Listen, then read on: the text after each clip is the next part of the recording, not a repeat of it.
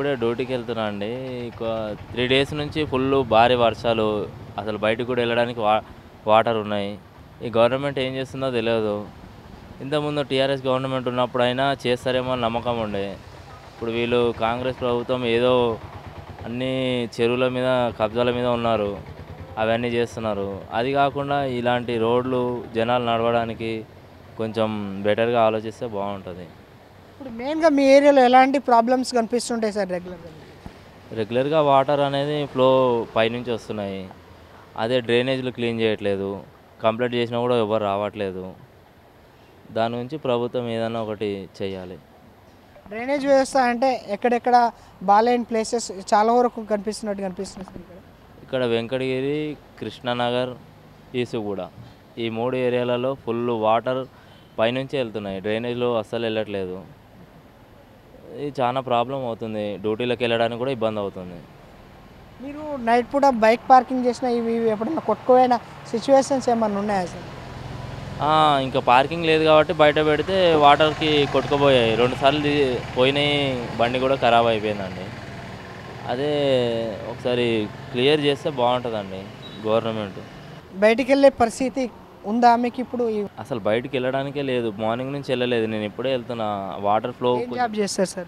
నేను driving job చేస్తాను. Madam వాళ్ళు పొద్దున్నే రమ్మంటే నేను ఈ టైంకి వెళ్తున్నా.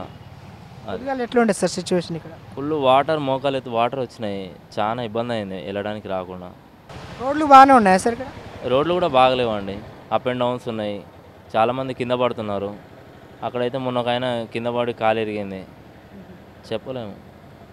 మీరు గవర్నమెంట్ని ఏం డిమాండ్ చేస్తారు సార్? మెయిన్గా మీ వర్షాలు పడ్డప్పుడు మీరు పడే ఇబ్బందుల గురించి అని గవర్నమెంట్ని ఏమని అడుగుదాం అనుకుంటున్నారు? ఇంకేం లేదు. రేవంత్ రెడ్డి గారు సీఎం ఉన్నారు. ఈ రోడ్ ఒక్కటి కంప్లీట్ అయితే బాగుంటుంది. లేదంటే ఇక్కడ ఉన్న ఎమ్మెల్యేలు, కార్పొరేటర్లు ఈ వాటర్లో నడవాలని కోరుకుంటున్నాను. ఈ ఎమ్మెల్యే కానీ కార్పొరేటర్ కానీ ఎవరున్నా కానీ 2 డేస్ ఇందులో నడిపిస్తే కానీ రారు ఎవరు దిగి. ఈ కృష్ణానగర్ యూసుఫ్గూడలో చాలామంది వాహనదారులు ఈ రోడ్డు పైన అయితే వెళ్తున్నారు. వాళ్ళ పడే బాధలు అలా ఏంటి, అసలు ఇంతకు ఈ పరిస్థితి ఎన్ని సంవత్సరాలుగా వీళ్ళు ఇక్కడ అనుభవిస్తున్నారని ఒకసారి తెలుసుకుందాం. నార్మల్ టైంలోనో ఇలాగ ఉంటుందా, లేకపోతే వర్షం పడ్డప్పుడు ఈ విధంగా తయారవుతుందా? ఈ రోడ్లు ఇంత ఘోరంగా ఉన్నాయి. అసలు మోకాళ్ళ లోతుల నీళ్ళు అంటే అది మామూలు విషయం కాదు. ఒకసారి వాళ్ళని అడుగుదాము. అన్న నమస్తే. చెప్పండి. మీ పేరన్నా? ఎక్కడ ఉంటుంది? సమీర్. ఈ గల్లీలోనే ఉంటాను అన్న.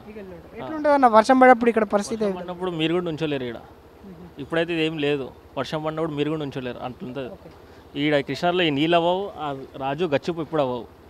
ఎంత ఇది, ఆ రాజు గచ్చుపులు అవ్వవు, నీళ్ళు ఎప్పుడు అవ్వవు వర్షం పడినప్పుడు. ఇంకా ఇదేం లేదు, మీరు చూడలే. ఇంకా మీరు నుంచో ఈడ దాకా వస్తాయి నీళ్ళు, అంతవరకు వస్తాయి. ఎట్లుంటుంది అన్న ఇప్పుడు మీరు బయటికి వెళ్ళాలన్నా ఏమైనా చేయాలన్నా ఏదైనా ఎమర్జెన్సీ మీ కేసు మీకేమైనా ఉంటే ఎట్లా దాన్ని ఎట్లా పే చేస్తూ ఉంటారు? అంబులెన్స్ కావాలన్నా ఏం చేయగలుగుతామన్న? ఇక ఈ పరిస్థితి ఇట్లుంది, ఏం చేయలేము. అంబులెన్స్ ఉన్నది దీంట్లోనే తీసుకోవాలి, డెడ్ బాడీ ఉన్నది దీంట్లో తీసుకోవాలి, ఏది ఉన్నది దీంట్లో తీసుకోవాలి. ఎప్పుడైనా దీని నుంచి కొట్టుకుపోయిన సిచ్యువేషన్స్, బండ్లు వాహనాలు ఏమన్నా చూసి? ఆడికెళ్ళి కార్లు కొట్టుకుపోయినాయి. ఇక్కడ తాజా ఏముంటుంది, మార్కెట్ ఉంటుంది మనకి. అన్ని మార్కెట్లో బండిలు అన్నీ కొట్టుకుపోయినాయి. అన్నీ ఇట్లా అయితేనే ఉంటుంది. ఇక ఏం చేస్తాం, ఈ నీళ్ళు పోవు ఎప్పుడు. ఇక ఎందుకంటే ఈ డౌన్లో ఉంది కదా ఏరియా మొత్తం. జూబ్లీ హిల్స్ నుంచి, హైలం కాలనీ నుంచి, మన గైత్రీస్ నుంచి అన్నీ ఇడికే వస్తాయి నీళ్ళు. ఇప్పుడు మీరు బైక్ డ్రైవింగ్ చేస్తారు కదా, ఇంతకుముందుకు ఎట్లుండే సిచ్యువేషన్? ఇప్పుడు నార్మల్గా అయితే వర్షం పడుతుంది, ఇప్పుడు ఏ విధంగా అనిపిస్తుంది? చాలా అంటే చాలా నరకంగా ఉంది. బయటికి రావాలంటే మాత్రం మినిమంగా కాళ్ళు మోకాలు నీళ్ళు వారికి నీళ్ళు వస్తున్నాయి. అదిగాక చిన్న ఇప్పుడు ఏ రోగాలు వచ్చినా ఏది వచ్చినా కూడా పట్టించుకోవడానికి కనీసం ఒక్క నాదుడు కంటే ఎవరు ఉండడు.